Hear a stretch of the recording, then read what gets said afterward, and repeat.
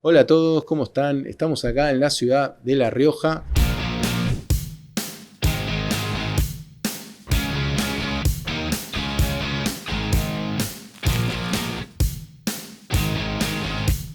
Estamos hablando acá con Matías Mera-Hellman, que justamente nos ha tenido la amabilidad de con poco tiempo, porque lo tengo que decir, con poco tiempo pedirte esta entrevista, porque me recomendaron que hable con vos para ver los temas económicos. Así que bueno, sin más te quería pedir si te podías presentar un poco para el público. Sabes que tenemos público de diversos lados, de España, de Chile, de un poco de todos lados. Y también, un poco anticipándome a la entrevista, también para que sepas que hay algunos que quizás no sepan mucho de La Rioja, así que está bueno hacer como un paneo general. Pero antes que nada, que te presentes y te agradezco mucho. No, yo muy agradecido por la invitación, por el espacio. Bueno, soy Matías Mera-Hellman, tengo 45 años, soy periodista hace más de 25 años. Trabajo a la tarde en un programa de radio, en una radio que se llama Rioja Virtual. Además tenemos un sitio de economía que se llama Economía Riojana, que yo soy uno de los editores. Y que bueno, hace 9 años nos hemos ido como especializando en esto de los datos económicos de la provincia. Somos el único sitio específico de economía en La Rioja, entonces eso es como que nos dio un pequeño nicho, el cual tratamos como de cuidar. Y bueno, soy muy hincha de que el periodismo siempre sea como muy explícito. Entonces bueno, soy una persona que soy peronista, que no cree en el periodismo independiente, que cree mucho en la explicitación de los lugares desde los cuales uno habla. Al mismo tiempo tengo una mirada como un poco desde ciertos enojos con el peronismo o con los procesos. Entonces mi mirada sobre el peronismo es como demandante a veces. Y siempre hay una contradicción permanente entre el rol de periodista, de tener que contar las noticias, con el rol del ciudadano que tiene una forma de pensar. Y a veces las noticias me atraviesan desde determinados lugares, pero la forma en la cual intento, y es la que supongo que transcurrirá en esta charla también, es que bueno, trato de decir qué pienso, de dónde pienso, el dato o la información que voy a contar. Tengo 2 hijos, estoy casado y bueno, un poco mi vida pasa por ahí. Muy bien, está muy bien. Bueno, en líneas generales, a ver si tuviésemos que contar cuáles son las principales actividades económicas de La Rioja, ¿cómo lo identificarías? Bueno, la principal es el Estado. El Estado en La Rioja La Rioja es una provincia que tiene más o menos unos 389.000 habitantes según el último censo. De esos 389.000 habitantes tenés más o menos más del 55-60% de la población en la capital. Es, si querés, macrocefálica en ese sentido. La población económicamente activa de la capital, como para tener una referencia, está más o menos en unos 108.000, 109.000 personas, con una población de 212.000 habitantes que tiene la ciudad capital. La principal actividad económica es el Estado, por lejos. Tenés que pensar que La Rioja tiene 18 municipios. Si vos sumás la totalidad de empleados públicos de los municipios y de la provincia, tenés a grandes rasgos 60.000 empleados de planta, 60.000 trabajadores que tienen una estabilidad laboral, y más o menos unos 20.000 trabajadores precarizados que tienen algún tipo de vínculo que originalmente fue un contrato, alguna beca laboral, y que se extienden en el tiempo y que son la masa, el ejército laboral, si querés, que está esperando que se jubilen quienes están activos para poder ingresar a ser trabajador de planta. Después, en el sector privado tenés más o menos en toda la provincia unos entre 30.000 y 37.000 trabajadores registrados. Eso depende del momento económico. Y después tenés en negro, como en más o menos la economía de todo el país, en el sector privado entre un 35-40% del mercado laboral. ¿Y esa relación entonces del mercado laboral, porque me perdí un poquito con los números? Perdón. ¿Cuál es la relación más o menos de empleo privado? Y 60-40, 65-35 a favor de mayor empleo estatal. Y siempre ponemos el mismo ejemplo, que es, si el Estado provincial no paga los sueldos un mes o 2 meses, el mercado privado desaparece. ¿Por qué? El mercado privado, ¿qué incluye? Incluye, por ejemplo, las empresas constructoras. En este año y medio de gestión del presidente Milei, en el cual la obra pública casi virtualmente se paralizó, las empresas constructoras cerraron muchísimas, claro, y la construcción cayó muchísimo. Las clínicas privadas de salud, el principal cliente es la obra social provincial, que es APOS. Ejemplo, 7 de cada 10 órdenes médicas en la provincia son de esa obra social. Entonces, si esa obra social no paga, las clínicas privadas desaparecen. Claro. La principal fuente de financiamiento de los periodistas como pauta publicitaria es el Estado. Entonces, hay un componente en el cual el rol del Estado no solo está en el número de la cantidad de trabajadores, sino que en la dinámica de los sectores económicos, el rol del Estado es central. Claro, que sería así un poco en todas las economías, pero acá se nota más, digamos, se acentúa más por la preponderancia del Estado. Digo, sobre todo por esta cuestión libertaria de escindir lo estatal de lo privado, cuando el privado siempre está influenciado, aparte por el patrón de consumo, ¿no? El consumo del estatal también va a su privado, ¿no? Quizás lo estoy apuntando también en que hay un sentido común, justo vos en la charla lo mencionabas recién, hay un sentido común en La Rioja muy instalado de que una gran parte de la población no cree que depende del Estado. Claro. Hay una gran parte de la población que se autopercibe privada, cuando en realidad su laburo económico, te doy mi ejemplo personal, yo trabajo en 3 lugares, los 3 lugares en los cuales trabajo son formalmente privados, pero esos 3 lugares, si desapareciera los subsidios o los aportes que el Estado le hace, se cerrarían. Claro. Entonces, yo creo que ahí es donde hay un sentido común muy instalado en La Rioja, donde lo privado se ve como ensalzado y lo público como menospreciado. Al mismo tiempo, todos tenemos una dependencia del Estado muy fuerte en lo económico, y aquellos que se autoperciben privados no lo son.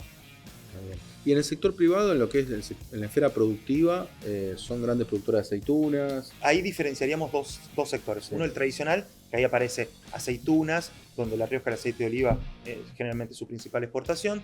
Después tenés un sector muy fuerte que tiene que ver con nueces, con lo vitivinícola. La Rioja algunos meses es la tercera productora de vino del país, algunos meses la cuarta, después de Salta, siempre debajo de Mendoza y de San Juan. Y después tenés todo lo que fue la promoción industrial. En la década del 80 hubo una ley de diferimientos impositivos que se llamó 22021. Para que te des una idea, te doy una anécdota. El teléfono fijo de la Unión Industrial Riojana era 422021, porque el desarrollo de la industria en La Rioja venía con esa ley. Y ahí lo que explotó fue el sector textil. La Rioja tiene, junto con Catamarca, entre el 40 y el 50% del polo textil del país. Eso tiene que ver con tanto confección como hilados, y la principal fuente de empleo dentro del sector industrial es justamente el sector textil. Entonces, cada vaivén económico de apertura de importaciones, siendo un sector que siempre está muy atado a los vaivenes de apertura de importaciones, por ejemplo, la gestión de Macri o ahora la gestión del presidente Milei, genera un impacto muy fuerte porque se pierden muchos puestos de empleo. Y en este caso aún más, porque no es solamente la apertura, sino que se están bajando los aranceles, no sé si finalmente se implementó o no, pero salió en el boletín oficial. La baja de aranceles, con lo cual perjudica no solamente la apertura, sino que encima los aranceles bajan y no bajan los costos, porque no bajaron los impuestos. Y bajó mucho la venta. El último informe de la Cámara Nacional habla de una caída entre un 40 y un 50% de las ventas. Entonces vos tenés una baja del consumo junto con una apertura de importaciones, y los aumentos de precios del sector estuvieron por debajo del promedio de la inflación, porque como no podían vender, todo lo bajaron. Entonces ese combo, digamos, se habla de una tormenta perfecta, digamos, negativa. Y vos tenés apertura de importaciones, baja de venta y al mismo tiempo precios que no puedes aumentar. Y en el sector, me imagino, del aceite de oliva, igual también un poco el atraso cambiario de jugar en contra. Sí, ahí hay muchas particularidades. El tema del aceite de oliva siempre está muy atado a qué pasa con Brasil, qué pasa con España, qué pasa con Italia. Entonces hay algunos componentes que influyen. Como todo sector exportador, el desfasaje o el dólar pisado, aunque al presidente no le gusta que digamos dólar pisado, el dólar pisado lo deja en precios relativos muy fuera de mercado. También tenés otros sectores importantes, tiene que ver con el cartón, y en su momento, hoy ya no, era la curtiembre en Nonogasta, lo que era la curtiembre de los Yoma, después pasó a ser Curtume, y ahora hay un nuevo grupo empresario. Eso era como un pilar de las exportaciones, pero fue cayéndose a partir de problemas internos de la empresa, y hoy es un sector que no está tan fuerte como quizás si teníamos esta charla hace 3 años o 4. Claro. Y una particularidad siempre de La Rioja, que se habló mucho por lo que estuvo en primera plana, vamos a decirlo así, en el país, fue la cuestión de la cuasi moneda. ¿Cuál fue la experiencia? Si nos puedes contar un poco para qué sirvió y finalmente, ya que finalizó, ¿por qué finalizó? Tiene 2 aspectos, uno que puedes decir que le fue bien y uno que le fue mal. La Rioja tiene mucha experiencia de cuasi moneda porque hubo muchas experiencias previos a la crisis del 2001. Toda la gente que tenía más edad era como algo más normal. Aquellos que eran más jóvenes nunca lo habían vivido. El gobierno planteó el Chacho, que fue el nombre conocido popularmente por el Chacho Peñalosa. Por el Chacho Peñalosa, porque aparecía en los billetes también. Caudillo, uno de los 3 caudillos que tiene la provincia. Hay que pensar que La Rioja históricamente fue una provincia políticamente muy significativa en el siglo XIX, y después termina siendo en el siglo XXI una de las provincias más pobres, y aquella historia de grandeza, de ser un referente del interior de la República Argentina, quedó muy marcado en el imaginario colectivo, pero no en los hechos reales. Claro.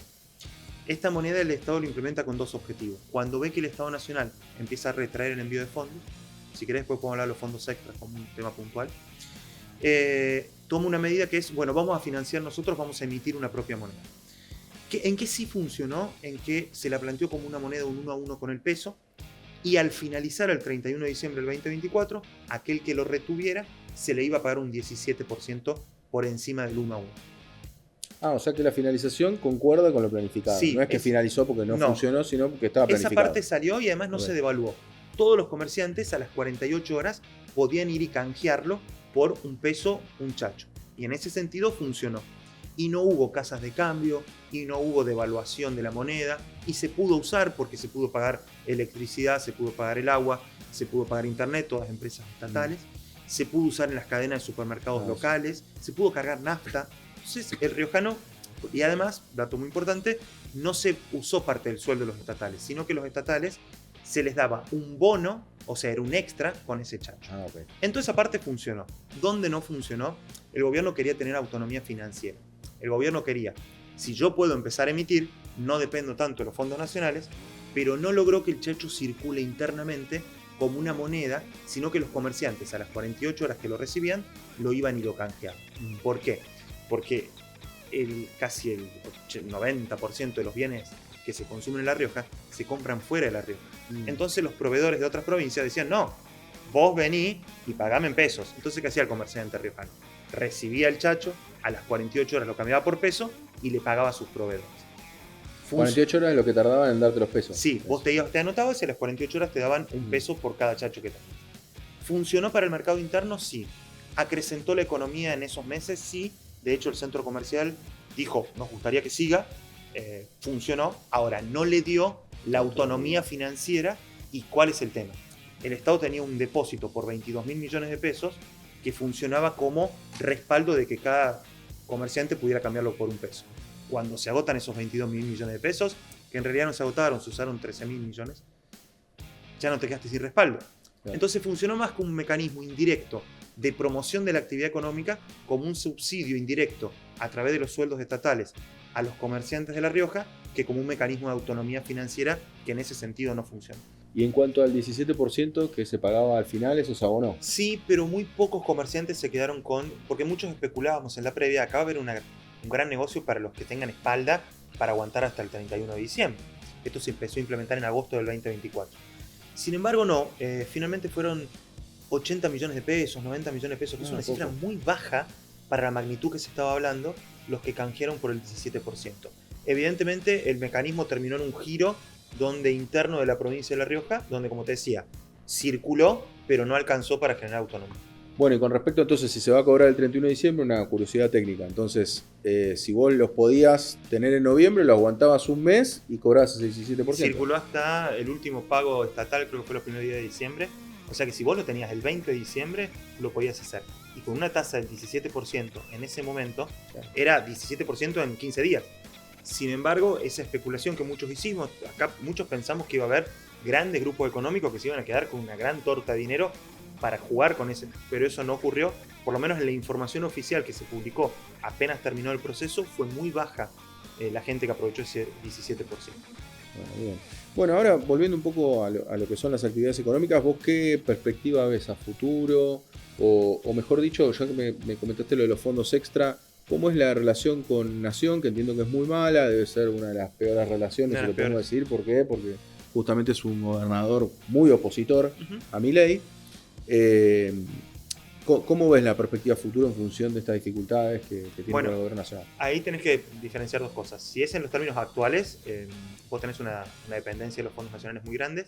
De cada 10 pesos que gasta el Estado riojano, 9 llegan de Nación. La Rioja más o menos recibe 80.000, 90.000 millones de pesos de coparticipación y recauda más o menos 10.000 millones de pesos mensuales, todo mensual. Los fondos extras es un recurso que llegaba a partir de que en la década del 80, gobierno de Carlos Menem, la provincia de La Rioja cede un punto de coparticipación que después se utiliza para sumárselo a otras provincias, y ese punto de coparticipación durante el gobierno de la Rúa queda fijado en el presupuesto. Desde ese momento siempre se aportó, pero en la presidencia de la Rúa se pone en el presupuesto un ítem que se llama fondos extras, que siempre se trataba de que equivaldría más o menos, nunca se logró, a ese punto de coparticipación perdido. Eso se mantuvo desde 1999 hasta 2023. Pero una ignorancia, ¿por qué lo cede inicialmente? Bueno, por una cuestión política de que Carlos Menem tenía una expectativa de ser candidato a presidente. Y yendo en el tiempo para atrás, hay que pensar que en aquel momento Alfonsín hablaba de Menem como el mejor gobernador. Había toda una estrategia de Menem de posicionarse, hubo un acuerdo con el gobierno nacional. El gobierno nacional tenía gestos con el gobierno provincial y Menem estaba lanzando su candidatura presidencial. Como diciendo que era un aporte a la nación, vamos a decirlo. No así, pero sí como que yo doy esto y Nación me sigue valorando. Okay. En La Rioja nunca se dice que se cedió, el peronismo siempre dice nos los quitaron. Claro. Pero esa diferencia semántica es muy significativa y es un error histórico que el peronismo nunca aclaró, que en pos de aquella candidatura presidencial, porque fue una estrategia política, se dio un punto de coparticipación en una provincia que, como te decía, 9 de cada 10 puntos. Claro. Hoy tendríamos el doble, en vez de 90.000 millones, tendríamos 180.000 millones. Entonces me contabas que, claro, con De la Rúa ya se había... Ya estaba, y con la presidencia de Milei se eliminaron y no se transfirieron más. Y después durante el kirchnerismo se conservó. Sí, fue subiendo, bajando, era una pelea de septiembre-octubre, de cuando se empezaba a discutir el presupuesto. Nuestros legisladores nacionales empezaban, y oficialismo y oposición, los dos por igual. Vamos a pelear por esto porque sabemos que estos números se necesitan. Después está el otro gran tema en La Rioja, que es la minería. La gran apuesta del gobierno provincial es la minería. La minería tuvo un gobierno anterior que lo intentó. Bueno, es un poco de historia. En La Rioja había un gobernador que se llamaba Ángel Maza, que fue destituido después de 3 mandatos por su vicegobernador, que era Vedder Herrera. En aquel momento Vedder Herrera levanta como bandera que Maza quería implementar la minería y él decía el agua vale más que el oro. Lo destituyen a Maza. Asume a Vedder Herrera y al poco tiempo que asume dice no, hay que ir por la minería. Bien, el pueblo se moviliza, primero en Famatina, que es la sede histórica de la expectativa minera. Viene primero Barricol a intentar, no logra instalarse. Después en el año 2012 viene Osisco, otra muy grande.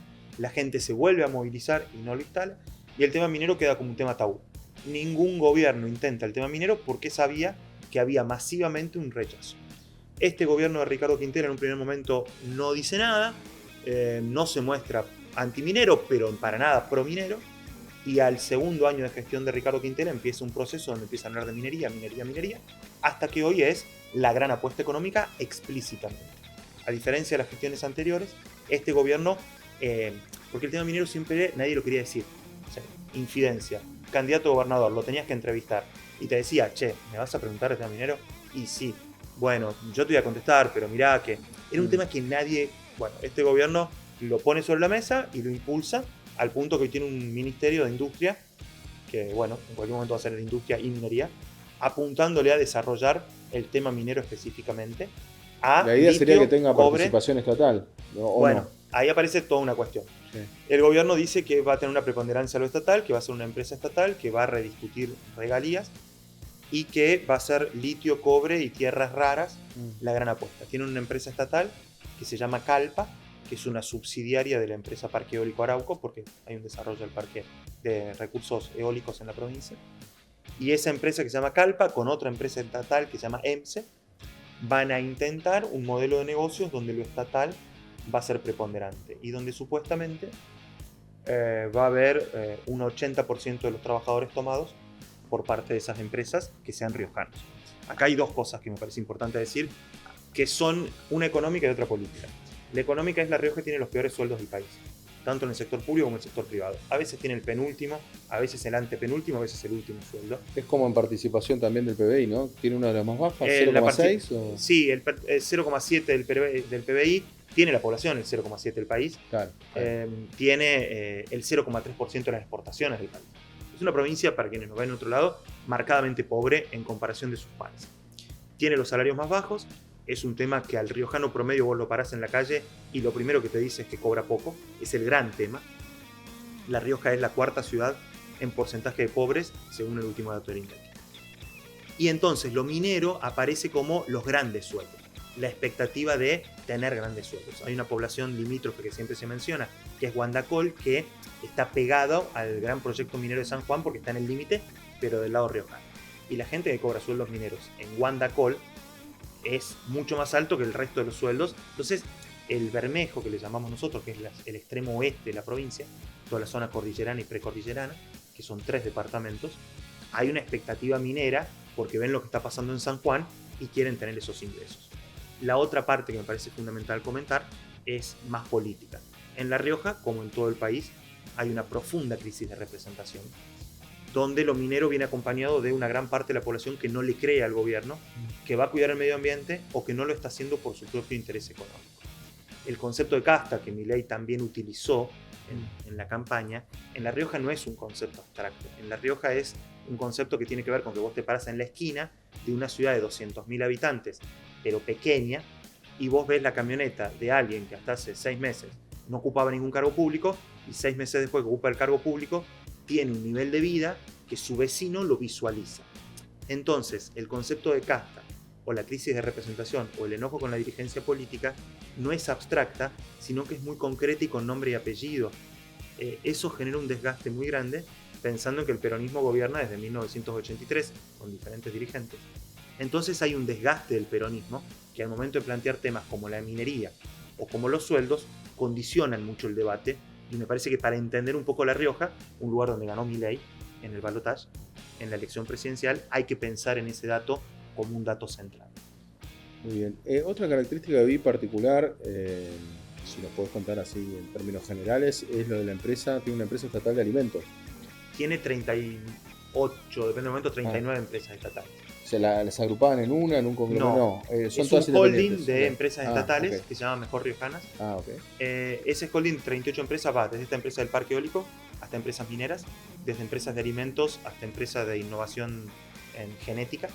Este gobernador Vedder Herrera en aquel momento planteó que La Rioja no podía tener un desarrollo por mercado privado, sino que el Estado tenía que desarrollar empresas que potenciaran determinados sectores. Acá también aparece el tema de la crisis de representación. Para una gran parte de la población son simbólicas de esta crisis de representación, de la corrupción, porque las empresas estatales se volvieron espacios de poder económico muy fuerte. Algunas de ellas tienen mejores sueldos que el empleo público promedio, y los gerentes se volvieron personas muy poderosas en el sentido de que manejan unidades de negocios muy grandes. A eso se suma que muchas de ellas son muy rentables, han funcionado muy bien. La de Internet, La Rioja tiene una empresa estatal de Internet que tiene casi el 88% del mercado y llega a lugares recónditos increíbles. Tenés la empresa de energía, tenés la empresa de agua, pero tenés otra mitad de esas 38, 39 empresas estatales que son deficitarias. La de alimentos es deficitaria. La de alimentos no recuerdo el último dato, pero no es de las que mejor le fue, pero es muy simbólica de que en algún momento le fue bien.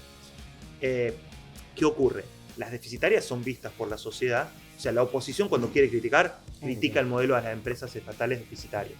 En su momento se llamaron SAPEM, la gente las conoce como SAPEM, sociedades, empresas estatales, no me acuerdo la P, y después, creo provincial. Público. Claro, después se llamaron SAU y ahora se llaman empresas estatales. Pero el único socio es el Estado, y es un tema muy controvertido en La Rioja, a pesar de que algunas funcionaron muy bien. ¿Y en lo que es alimentos, qué tipo de alimentos tienen? Bueno, esa empresa estatal está instalada en el Valle de tomate, Chilecito, ¿no? Claro, hace fundamentalmente salsa de tomate. Y después en La Rioja tenés algunas empresas alimenticias menores. Pero ¿sabes si se encargan de toda la cadena o es solamente...? No, ellas se encargan de toda la cadena, sí. Compran materia prima y la producen. No está al nivel de una grande, claro. Pero tiene mercados chicos, y también el Estado lo ha utilizado en determinados momentos. Por ejemplo, no sé, inundación en alguna provincia. Bueno, la empresa estatal de alimentos le envía algún aporte, como un aporte de ayuda, de acompañamiento. Bahía Blanca, ahora que hubo inundación muy fuerte, se mandaron productos de la empresa estatal. Ese tipo de rol tiene. Y después es una apuesta interesante que, como te digo, tiene sus aspectos muy controversiales, porque es muy difícil acceder a los números. En La Rioja es muy complejo. Sí, eso te iba a decir. Yo busqué un poco de las empresas estatales alimenticias porque me interesa, porque es un área en la cual he estudiado bastante y no encontraba esos datos. De hecho, hay pocas experiencias de empresas estatales de alimentos. Tenés un caso en Bolivia, obviamente, bueno, después tenés un caso en Cuba, tenés una láctea en México, pero son pocos los casos, y estando acá en Argentina yo estudié el tema ese, finalmente cambié de tema en la tesis doctoral porque iba a ser sobre empresa estatal de alimentos a nivel nacional, y encontré poca información. La Rioja tiene un problema de información, de acceso a la información pública. Te doy un ejemplo tonto. Yo que me dedico a esto, digamos, no sé decirte el número exacto de empleos públicos. Claro. Y es un dato que tenía que ser 60.522. Claro. Murió uno, se jubiló el otro, entró otro. La cantidad de trabajadores precarizados, 20.234. Bueno, hay un problema de acceso a la información pública que acrecienta esto que te mencionaba recién de la crisis de representación y de una gran parte de la población que tiene una mirada crítica sobre las gestiones del peronismo, del oficialismo en La Rioja. Bueno, bien, y con un poco para cerrar, no sacarte más tiempo, ¿cómo ves al gobierno de Milei en términos generales y más allá de la coparticipación? ¿Cómo te imaginas el futuro de acá a 2-3 años más con el gobierno de Milei y Quintela gobernador? Difícil, sí. Todo el resto era más fácil contestar. No, primero, tengo una postura muy negativa de la mirada que tengo del presidente Milei. Me parece el peor presidente de retorno a la democracia. Entonces, todo lo que voy a decir lo voy a decir desde ese lugar. Me parece importante aclararlo. Coincido con lo que vos decías hace un rato. Va a depender mucho de qué aporte tenga externo para sostener este mecanismo del dólar pisado para poder mantener una inflación que, si bien no es baja en términos mundiales, es mucho más baja que la que recibió en el momento de Alberto Fernández. Nosotros ya hemos tenido muchas experiencias de dólar pisado. Uno vuelve a ver Plata Dulce, la película, y no puede creer que la historia se repita tan así, tan evidente. Creo que el gran componente de esta época, y un poco coincido con tu análisis de que es el sentido común. Hoy, el odio tan grande instalado contra las gestiones peronistas, después podemos discutir años las motivaciones, pero que existe, y yo creo que en gran parte fundamentado. Ese odio alimenta que Milei tiene hoy un plafón de sentido común de la sociedad para seguir avanzando en un escenario en el cual uno, cuando repasa, no cumplió sus promesas, el ajuste lo terminó pagando muy lejos de pagarlo la casta, lo pagaron los jubilados, la obra pública y las provincias, aumentó la desocupación, hay recesión, caída del consumo, y sin embargo tiene índices de aceptación que para mí solo se explican en un sentido común que avalan una forma de hacer política que yo siempre pongo el mismo ejemplo. Si a uno de nuestros hijos, algún compañero, lo tratara como Milei trata públicamente por televisión a cualquier persona, nosotros iríamos a la escuela a reclamar que hay un compañerito que lo está molestando. Claro. Pero avalamos un presidente que se maneja de esa manera. Ahí me entra una cuestión etaria. Yo tengo 45 años y me parece que me quedé sin herramientas para analizarlo. Mis lógicas políticas, mis estrategias políticas, mis categorías políticas quedaron desactualizadas para un fenómeno nuevo que me cuesta mucho proyectarlo. Yendo a la provincia de La Rioja tiene una particularidad en este enfrentamiento que tiene Quintela muy explícito con Milei. Quintela no tiene reelección. Eso provoca que el peronismo riojano esté empezando a movilizarse para ver quién va a ser su reemplazo. La Rioja es una provincia muy politizada por esta dependencia del Estado. Quien gana... Y aparte el presidente de la Cámara de Diputados es Martín Menem, que justamente es un actor central, ¿no? Es el tercero en la sucesión presidencial, claro. Es parte o muy cercano a la Mesa Chica Nacional y es el referente de la oposición en La Rioja, y tiene un apellido que en La Rioja es símbolo de casta, es increíble, pero sí, fue la casta del siglo XX, los Menem. Pero una casta con un buen recuerdo, vamos a decirlo así, en parte. Bueno, llegaron a posicionar como presidente. Bueno, llegó, ahí podemos vincularlo con lo que hablábamos al principio. Pensé una provincia que en el siglo XIX era central en el poder político, que durante 2 siglos desapareció, y que vuelve a tomar el poder político en una revancha histórica con la llegada de Carlos Menem a la presidencia desde un pueblito chiquito de menos de 2.000 habitantes a la sede central del poder. Entonces, Martín Menem hoy es una figura central. Si hoy fueran las elecciones, yo no me animaría a decirte que Martín Menem no las gana, si hoy fueran, y no sería el próximo gobernador. Esto es la primera vez que ocurre desde el retorno a la democracia que el peronismo realmente está con chances serias de perder el poder. Hay que ver si Martín Menem no tiene una expectativa nacional, si no quiere ser el candidato a vicepresidente, si no quiere tenerse y no venir aquí al territorio más chico a pelear la provincia. Y hay que ver si no explota antes también, y hay que ver si esta discusión que estamos teniendo no explota antes, porque la convertibilidad duró 10 años. Hay algunos análisis que dicen que ya estamos como en el 4º o 5º año de la convertibilidad en la situación económica, otros dicen que no. Bueno, a veces la historia no se repite igual. Me es muy difícil analizar por todo eso lo que viene. Sí tengo claro que estamos ante un experimento que tiene muchos componentes de cosas que ya vimos y algunos nuevos que hacen que uno pueda decir que esto es una fotocopia de lo que ya vimos en otro momento de la historia. Muy bien, coincido bastante con tu análisis. ¿Hay algo que no te haya preguntado que quieras comentar? No, creo que no. No sé si por ahí uno da por sentado ciertas cosas de la provincia porque uno vive acá y da como obvias ciertas explicaciones. Si a vos te parece que hay algo que no hayamos aclarado. No, que la verdad que es súper claro, la verdad. Y bueno, desde ya voy a visitar el sitio web, también te voy a escribir a vos. Agradecido. Así nos mantenemos en contacto y nos vamos informando también de lo que pasa en La Rioja, que la verdad hay algo que yo comenté recién, digamos, cuando hice la exposición del libro, pero es verdad que el porteño centrismo también a veces hace que uno se olvide de lo demás porque ahí se manejan las principales variables que uno ve de la macro, de dónde se toman las decisiones. La Rioja también tiene una admiración por el puerto muy marcada.